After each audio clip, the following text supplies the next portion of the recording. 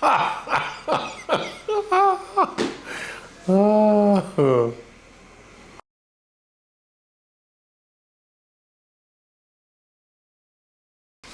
morning, Kerry Ruff.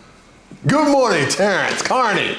Okay, so this is one of those strange kind of things. Oh my heavens, you've got... Don't worry about it. Wow. So, a list of questions. In one way, shape, or form, we've actually spoken, about, what you've done in your life and all this other kind of stuff. We're not going to go through any of that stuff. But there are things that have to do with where does Kerry come from? Roots, little things. The little things that, probably never thought about, would never have thought about asking. Well, because I saw this little episode with, Freud and stuff, it's just automatically, the first thing that came to my mind is, tell me about your grandparents. Ah, which side? Whichever ones you Which remember side? most of. What were they like, what did they do? Gee, I always like to... Well, I write about, and I've written about my grandmother on my mother's side, who was always there when I was, when I had challenges with my parents. I would always get on my bike and go to my grandmother and my grandfather's house, and she was the one, Beatrice Glasgow, and she was the one who would always make me feel that I was noticed, and my parents did that too, but when I got mad at them, I would ride my bike about 2 miles into town and go to her. And so now I'm writing about her and how she was the center and just made me feel centered and made me feel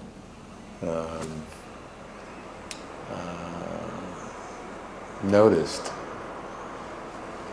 My grandmother and grandfather on my father's side, I never met my grandmother, Sarah, but she also, Sarah, even though I never met her, she passed on 2 months before I was born,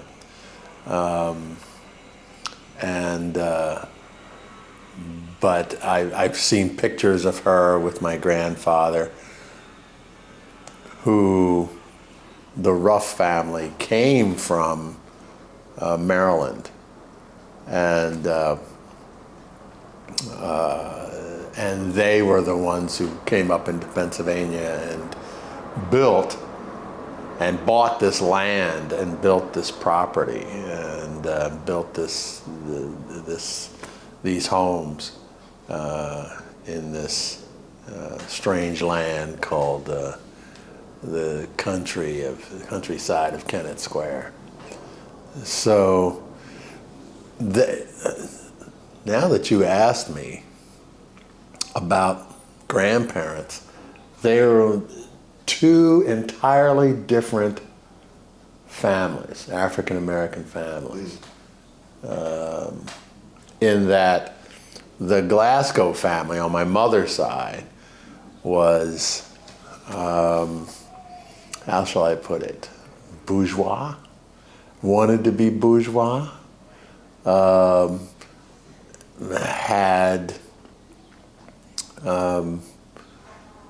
I think advantages in the 30s, 40s, 50s that the Ruff side of the family were very, very country, and worked. My grandfather on my father's side, they were extremely poor, but they were farmers, and on, the grandparents on my mother's side, had a business, and also I found out that through ancestry that three of my ancestors were in the Civil War. I probably not. Well, it was the last part of 1865 that three of my ancestors signed up in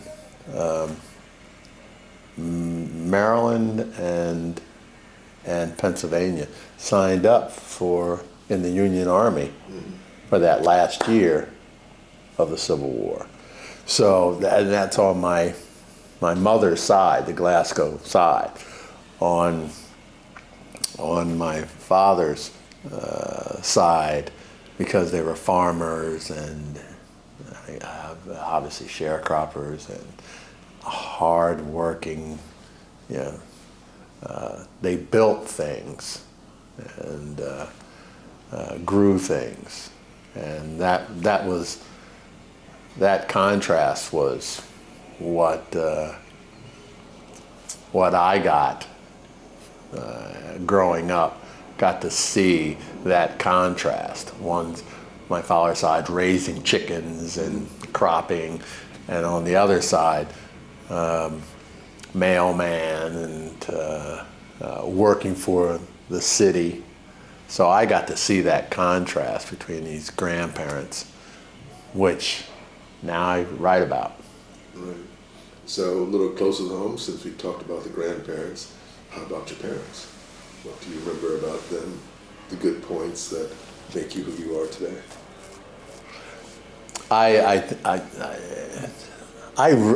All my writings are about my family. Everything I write, all my books, my children's books, all my videos, everything, it's all about family members. And with fiction, people say, "Oh, you make up the names and situations." My editor said, "Well, where'd this name come from?" And they're all my ancestors. I use all my family members in all of my artistic and creative work.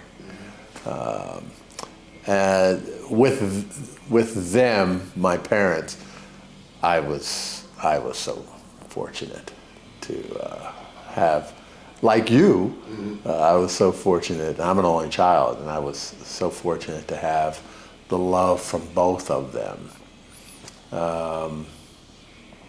And love, you can, but then having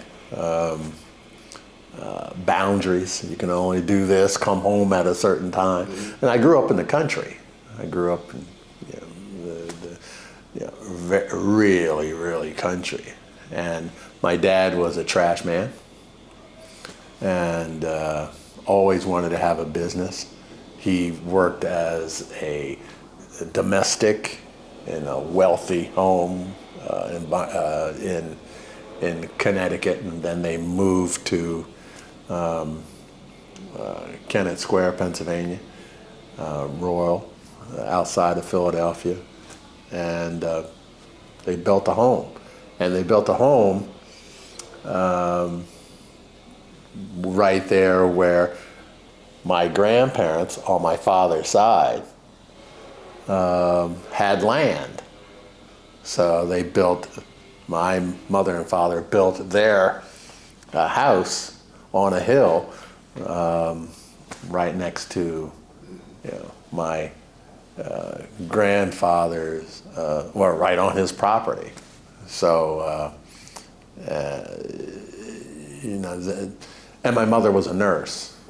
So I had a trash man father, and he was also a janitor, and you know, and I guess as I'm talking about this, even though I write about it all the time, I had such a wide variety, range of different types of people who, and I just like, you know, could look around and see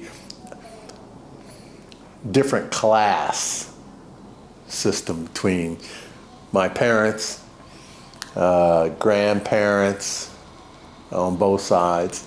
I saw a different class and didn't know what it was. And then here comes my uncle along on my mother's side. Her brother will win $2.5 million in the Pennsylvania lottery at the age of 60 and changed everything. I mean, again, with class system. You know, he had all the money, he helped many members of my family, and my father being a trash man, and my uncle being, you know, my father on one side, the Ruff family, and then my uncle on the other side being wealthy, you know, and I got to see that. So, you know, it was, you know, with the parents loving me, I was able to enjoy watching this dynamic, and you know, in this dynamic, they didn't care for each other. These two factions, they didn't care for it. You know, my mother's side of the family, my father's side of the family. You know, they were so the different class, poor, but different class within that poor system, and I can't say poor because they ate, we had a nice home, so I would say, you know, maybe it was at that time maybe we were lower middle class. You know, I can't say poor because I had food. Oh, and I had food all the time. Lived in a nice house, and but I did see that that contrast. But it was fun, and it was, How do you think your life would have been different if you had siblings? yeah. If I had siblings, I did. I was asking somebody else about that who said they were an only child. Sharing things, you know, I think I had to share because, you know, I like, you know, love people. So I made other people my brothers and sisters. And my cousin Carolyn, my sister who was a little older, best friend next door, 5 years old, met.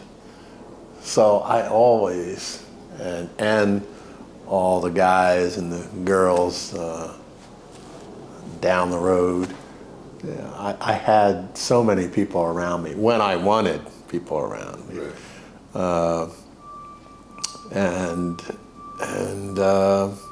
No, I made them in my head, brothers, sisters. Gotcha. Yeah. So and once again, you never know what you missed or what you could gain, what you gained, because you never had. You never had. But I never felt that I, We're at a loss. That's at a loss. Yeah, yeah. So, do you ever fantasize about having some skill to create some sort of device that would allow you to do something like a person normally doesn't do, or doesn't have the power to do. I'm not talking about superpowers, but I guess I am talking about superpowers. It sounds like it, Terrance. It sounds like Terrance Carney is talking about superpowers. But see, it's kind of like, you know, I've always had this this vision that maybe I could teleport myself at some point, and I would love to be able to do that because there are people around the world that I'd like to be able to see. All right, and I keep thinking it's possible. Becoming invisible when I was younger, that was my cute thing, but that was for very nefarious reasons. And going back in time, that's always been kind of on the thing. So, do you have something on that kind of scale in that genre, so to speak? That genre of I've never had that question before. I've always, Terrance, I've always come back to if I could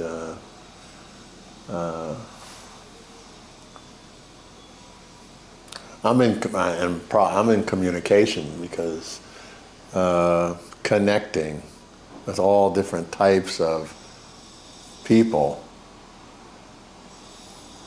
I don't know what type of skill that would, or science fiction thing that would be, Star Trek type of thing that would be, being,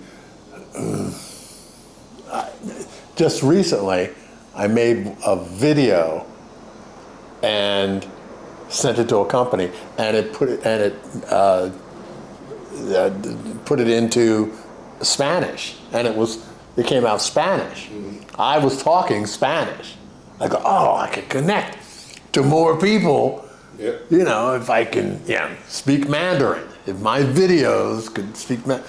So probably this skill is happening now. Yeah. You know, in negotiations when they can put in headphones and talk to people with other languages.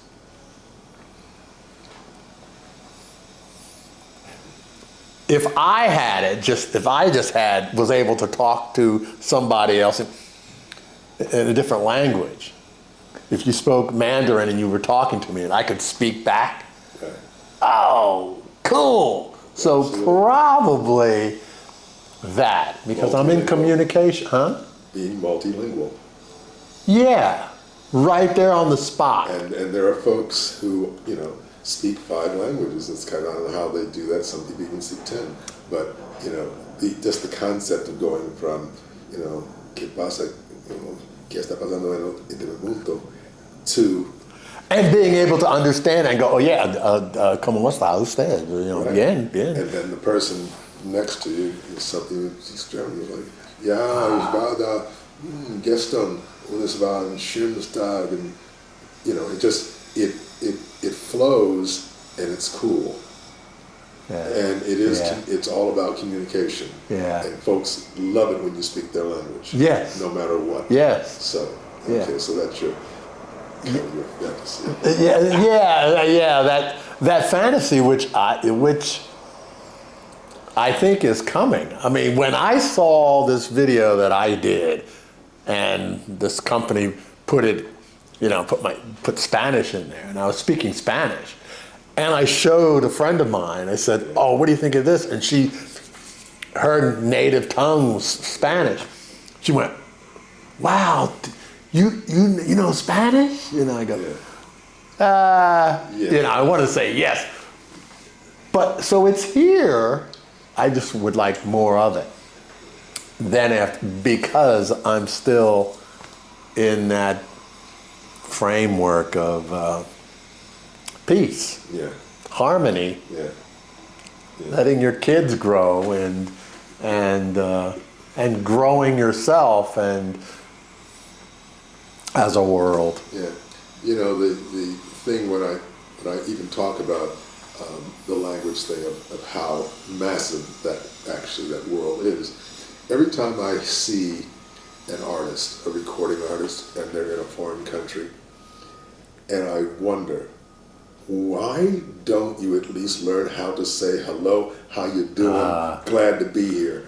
How much time would it take you to say that in another language? Because you got to know that when I see actors who play musical instruments well, it's like whoa, whoa, whoa. Or when I see folks who normally speak, there's a lot of actors who do speak other languages, and I see them go to another country and they're being interviewed in that language. I say, whoa. And then you see musicians up on stage, and they're in Germany, and they're saying, how you doing? You couldn't say "Was ist los"? Really? You couldn't say that? That's so difficult? You morons. Anyway, that missed opportunity. It's like it takes it up a notch. Each time you are able to use another language, I don't care what it is, whether you're in the kitchen, whether it's a restaurant, whether takes it up a notch. Yeah. All right? And the more words you know, or the more sentences or whatever, the more notches you go up. It's a win-win. I want to be able to do that right then. A friend of mine took me to a restaurant in Queens, in Astoria, Queens. Greek. He's Greek. The other day. And I love, they're speaking Greek about ordering food. And I can say, the other day, thank you in Greek. And just that connected me to the waiter. I said thank you in Greek. Yeah. Now I can't remember what he said, I said, how do you say thank you in Greek? He said, he tells me that. I go, da da da. And I was saying it throughout the night. Every time the water would, and he would brighten up. Yeah. I connected with him. On the way out, he says, come again, good. And he pats me on the shoulder, When somebody touches you, that means, they're connected. Yeah. And so, my feeling of what I like to have, I like to have that ability to be able to connect and get some ideas about how to make people's lives better as a group.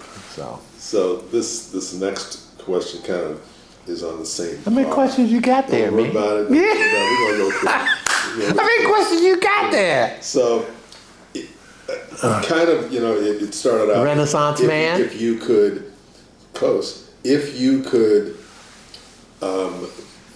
basically be in the room with somebody. Who has either passed on or basically we're talking about people in the past. So we're not even talking about anyone now, but people who have passed on, going back as far as you want, or any group of people. I mean, that was the extra thing. Usually, I think in terms of a person, like you want to go back and you want to speak with Chaucer or something like that. But how about a group of folks in the same room at the same time?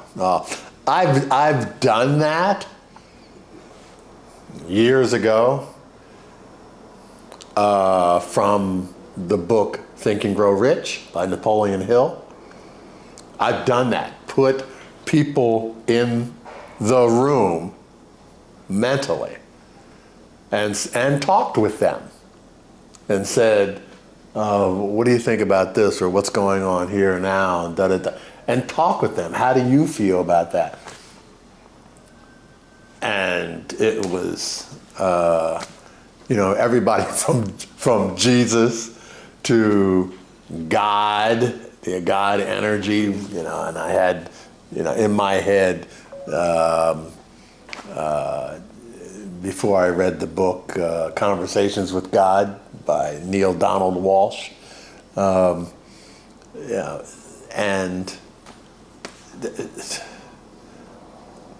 I mean, I had Lincoln, I had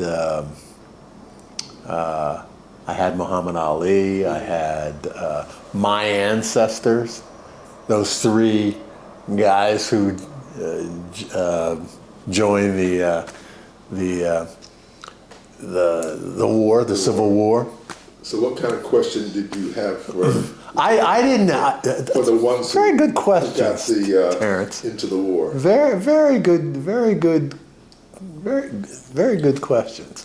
I didn't have questions for them. I just listened to them talk to each other. You know, I just sat back and listened.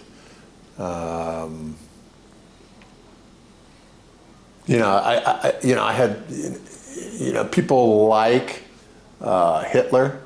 I didn't need in the room. Right. So I didn't have that, person there. But and I do believe in listening. That's why, but Napoleon Hill, Think and Grow Rich, gave me that situation. Said, you can do this. All you have to do is think about it in your head. Who do you want in the room? Who do you want to talk with? And and putting one of my role models, Michael Landon from Little House on the Prairie and Bonanza, as a director, as an actor, in the room. And then having them talk. I didn't ask them questions like, how did you do this? How do you do this? Well, then on that same note, one step further, let's go to Hamilton. In the room where it happened, which room would you want to be in where it happened?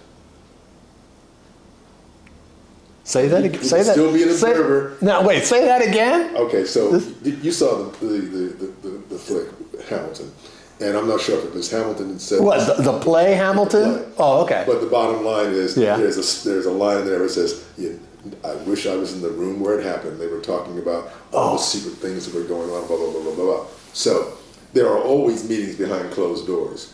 Okay, no matter what. Yes. So which room would you want to be in where it happened? Terrance, where do you get these? These are great questions.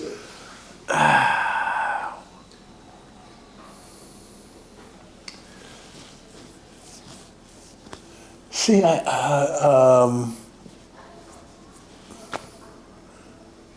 it never, it's not about the room. Well, it's the people in the room. Excuse me? It's the people in the room that we're talking about. Yeah, I don't care. So we're not talking about what room. I'm talking about, let's say, when they had the Constitutional Convention. That's a room. Oh, okay. The conversation happened there. When Malcolm X was talking to there was a room there. There was the conversation. When you can mention anybody. Right. In history. When the Egyptians got together to have the Phoenician War, there was a room and they were talking. What room would you want to be in to hear the conversation?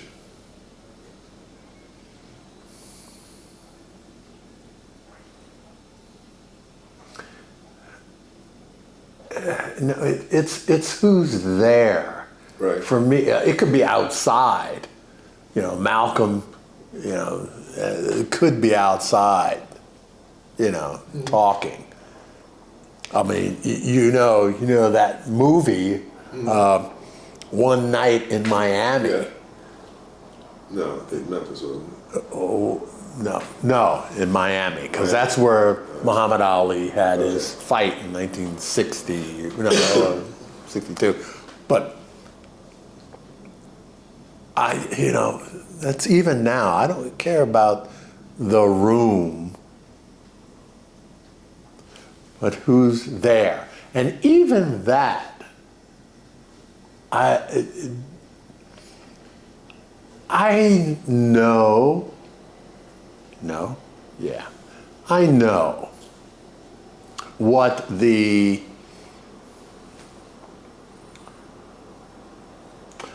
conversations between them, who are peacemakers, I kind of know as a human being, the ones who say fight, kill, they're scared of something. Let's kill them. Let's get rid of them so they could feel like it's okay, they're okay. The people in the room that said, let's bring Africans over, we can make some money. The whites who said, let's bring them over, let's chain them up, bring them over, make slaves out of them so we can benefit. I know what, as humans, they say, well, they're just animals, so we can do that. I know what they're going to say, what they're going to feel, what they're going to, because I'm human. Mm-hmm. So I can hear them say that. We can make money, Europeans say, we can make money by, I know what they're going to say in the room. They are, in order to do it, they say they're not human. They're not this. We can make money. So I'm not saying why in the room, saying, let me listen to hear something. Well, it's the dialogue that happens in the room. It's kind of like you just don't come out and say they're not human. You have something that tells you that. In some cases, folks have pointed to the Bible. In some people, mm-hmm. they pointed to the Pope religion. Mm-hmm. And some other people, they pointed to some other, document that somebody made up to begin with. Right. I figured there's a doctrine of something, blah, blah, blah, blah, which is what they used to go over in the conquest of the Americas. I mean, so it's like part of me likes to hear what your reasons were, because it's like there's always a possibility you came up with a reason that is logical, on some level. But what happens if you bring it up to date is that some folks are still basically carrying on the same kind of thought and thinking that they're right. We see them on TV all the time, and it's kind of like, well, that's when you can take that historical content and throw it in their face, and basically you have common sense at this point. I mean, this is not, you're not thinking in those terms back then, and you could say, no, there's a way of you having now a better dialogue with folks that you would not have had if you didn't know where all this stuff is even coming from. A better dialogue. And, I want to mention this because I'm going through this right now. A little while back, there's a book written about class. Not race, class. Class system now. Not race. Because there was a time Europeans fought each other. French, English, as an example. They fought each other. Then they get here and say, how do we stay in power? We'll get these other groups to fight each other so we can save and be safe. Class system. But we have to get them to fight each other. We'll wipe out Indians, we'll take Africans, and all the culture. Let them fight each other. We'll be able to hold on to where we are, and that's it. Because they didn't have a way, the Europeans, French and English, they were going to just fight and kill each other. They said, whoa, Why are we doing this? Why don't we just make them feel hatred toward each other, and we'll still be in control? And so now, it's all class. The wealthy, the not so wealthy. And the wealthy just, go ahead, fight. Go ahead, you can't talk with one another, you can't communicate. The wealthy are having a great time. Yeah. But it's been around for a long, long time. But it had to be thought up. Humans thought this up. The wealthy, then the wealthy came here and said, we're wealthy, let's write up a constitution. It's all wealthy, white men. Right. It wasn't anybody else thinking up this constitution, but it was the class. And it says, oh, okay, we'll say the Indians who own this land, we'll just take it from them. Yeah, not like John Wayne says, oh, they gave it up, they didn't want it, they tried to bargain. What? So, and the wealthy landowners, men, white, have it going on, and they're just sitting there having a good, keep fighting among yourselves. Yeah. Don't come towards us. Gotcha. Class.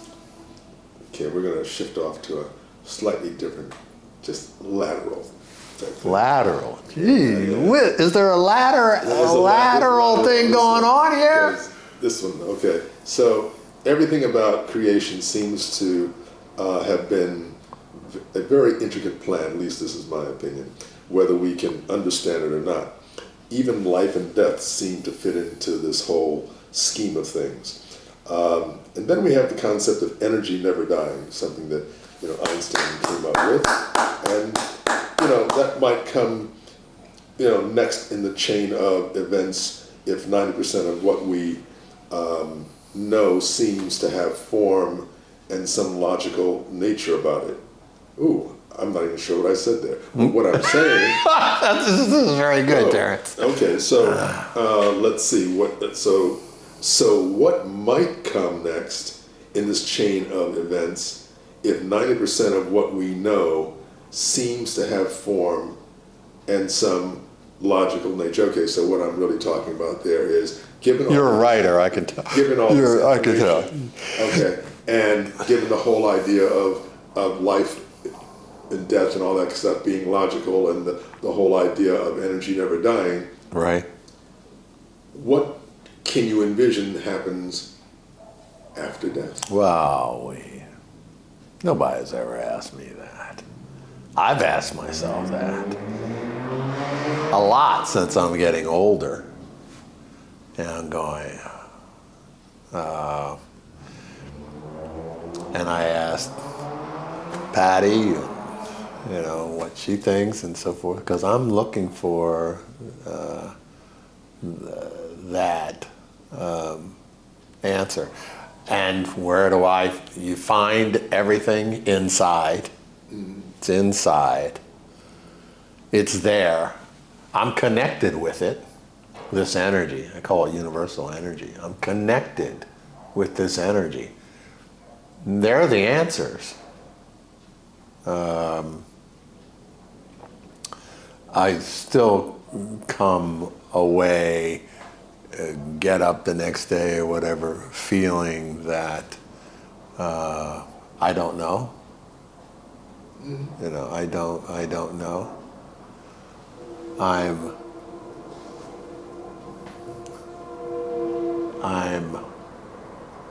what's another word for hope? I see now, I feel now that it's just another dimension. not in the physical form, but just this energy which I'm connected to. But this energy does another form. That's why I feel that with another form that I'll continue growing. I'll continue getting better. I don't know what I can say human, but I'll continue to learn and get better in another form. I don't feel, there's fire and brimstone and all that. Right. But I feel just another form. I don't, I have fear of being there because both my parents are gone and and that it's scary. I hope it's not scary. I hope my last breath, I can feel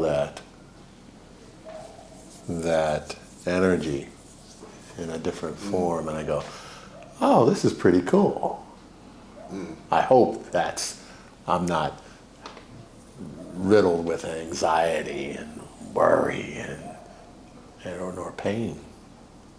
So I hope, and then because I feel now, I'm writing about, I'm doing videos about, everything I do, those other energies, my parents, my grandparents, all that you've asked me about. When I talk about them, when I think about them, they're here. They're here. They can hear me, whatever the thing is, hear, whatever, see, whatever. Because, when my dad passed one time, and I was looking for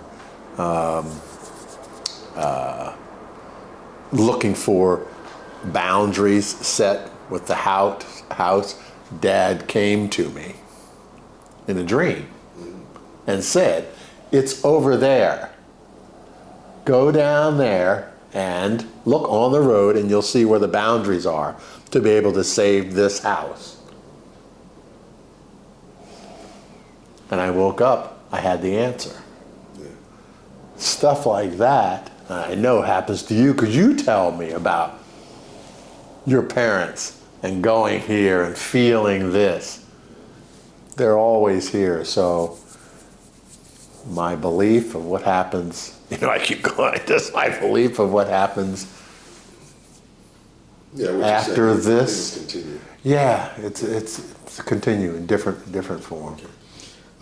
It's easy to believe that religion stemmed out of a fear of the unknown, or at least trying to make sense of the unknown.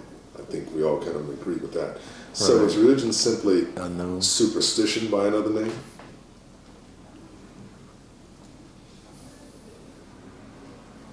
You're saying, is it a superstition by another name? Yeah, I don't have a feeling about religion. Religion, I think, is very formatted. Do this and this will happen. Do this. Manipulative. It's good. Yeah. So I believe in spiritual reality. Spiritual reality. I believe from that point of view. I'll do, I do meditation.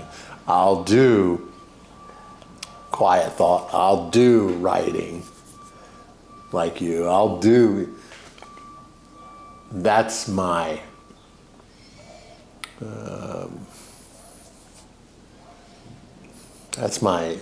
essence. That's my religion. Gotcha. Yeah. So now we get to the lighter side of life. Oh my. vegan, vegetarian. Oh. I mean, like, Oh. so like, you know, I keep hearing you talk, and I'm not sure whether or not you're trying to be vegan, trying to be vegetarian. Just don't eat meat a lot. What is it? What I'm is not sure how to, you know, to say. I mean, you said you went someplace and had a burger or something like that because, well, they were having burgers. It's like, I'll do it once. I mean, last night I'm looking up, you know, amino acids, you know, and building up muscle. I'm getting older. I'm over 50. So, you know,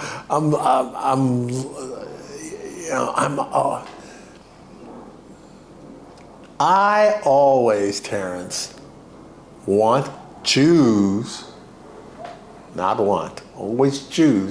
choosing to feel better.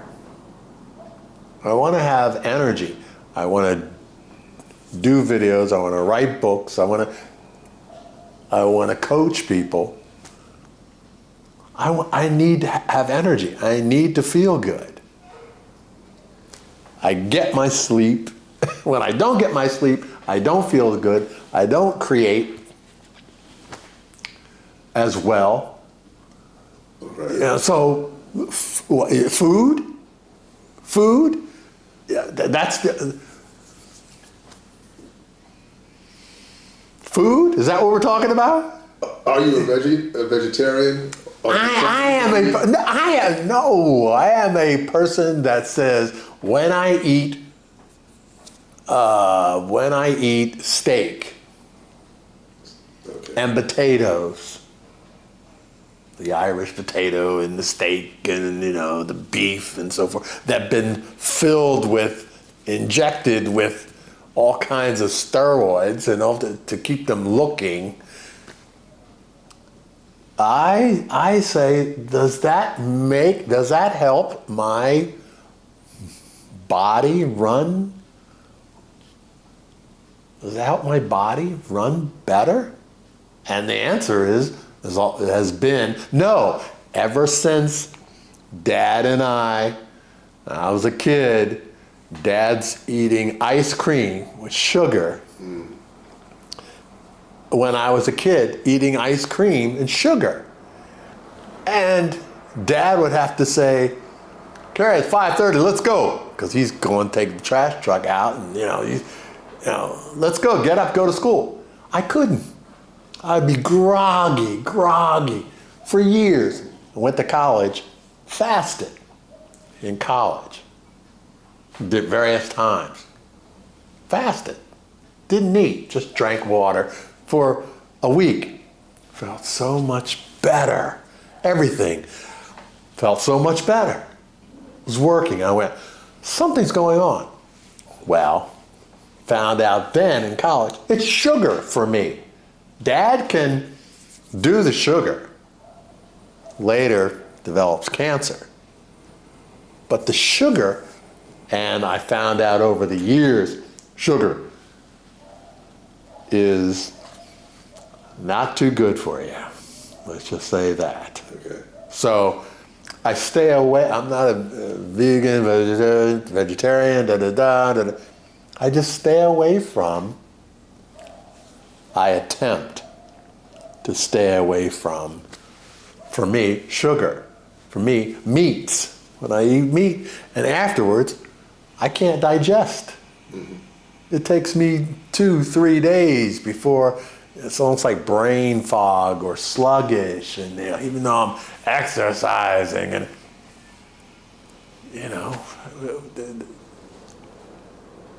I don't eat. What did I have? Some chicken or some potato chips, and a bag of potato chips, and I had a sandwich about a month ago. And I started rubbing my eyes, and they were itching, and I'm going, what is this? A few days later, no potato chips, no cheese. It was cheese for me. My eyes weren't itching. I feel better. Okay. I feel better. eating meats and so forth and so on for years. When I didn't eat that stuff, what do you call it? Processed foods with all the sodium, the Right. salt, Yeah. I feel better. Yeah. Gotcha. Okay. So So I'm not, It's not don't put a label on me. don't put a label on the bro. Please don't put a label. Don't put a label. Don't put a label. Don't put a label. Last question. I Label. don't know if this is even important. Some people talk about bucket lists. Is it important? Do you have one? Ooh, another Do good you one. have one? Like, Where what's do you on get it? all these questions? Boy, these are good. These are good. A bucket list. Yeah. My bucket list is I choose to. Now I told you a while ago. I choose to do more with my community, with social, with speaking engagements, writing books. That's my bucket list. Travel. You're a traveler. I mean, you're a professional photographer and drone extraordinaire. You travel a lot, and I like to travel and give talks, travel, find information so I can write more, meet people, and communicate. But to travel somewhere, both our daughters are in I gotta say Israel, are in Ireland right now, and at the same time, and they're in their 30s, and they're both there at the same time, which I think is really cool. I traveled. I didn't travel as much as you, but my bucket list is more. I want to have my books. I want to have my videos. I want to have my talks, and after my energy changes form and goes somewhere, I want to still be coaching people with my books and my videos and my writings, like you. That's my bucket list. Just keep getting out more stuff before I change form. Well, sir, thank you so much for this little talk. It's been a pleasure. It's been great. Thank you, Terrance Carney, the Renaissance man that I admire so much over the years. Okay, let's see how much of the footage actually came out, right? Oh, I hope.